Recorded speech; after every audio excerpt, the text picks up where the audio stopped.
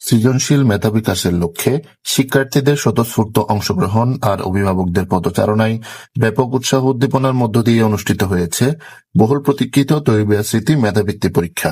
25 December বৃহস্পতিবার সকাল 10টায় রাউজান দারুল ইসলাম কামিল মাদ্রাসা প্রাঙ্গণে আয়োজিত রাউজান উপজেলার 99টি শিক্ষা প্রতিষ্ঠানের প্রাথমিক, মাদ্রাসা ও কিন্ডারগার্টেন পর্যায়ে তৃতীয়, চতুর্থ ও পঞ্চম শ্রেণীর প্রায় 1500 জন শিক্ষার্থী এই মেধাবৃত্তি পরীক্ষায় অংশ নেয়।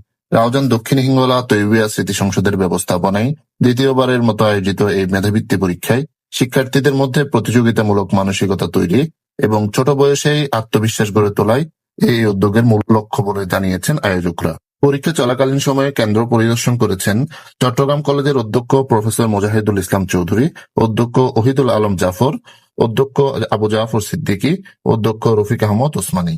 পরীক্ষা কেন্দ্র ঘিরে অভিভাবকদের উপস্থিতি ছিল লক্ষণীয়। তারা বলেন, নিয়মিত পাঠ্য পরীক্ষার বাইরে এমন বৃত্তি পরীক্ষায় শিক্ষার্থীদের মেধা যাচাই ও নতুন অভিজ্ঞতা অর্জনে সহায়ক ভূমিকা রাখবে।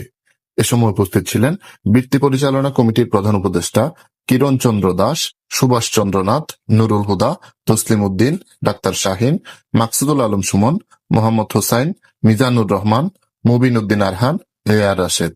আয়োজকরা জানান, ভবিষ্যতে তাদের এই মেধাভিত্তিক কার্যক্রম আরো বিস্তৃত পরিসরে আয়োজন করার পরিকল্পনা রয়েছে।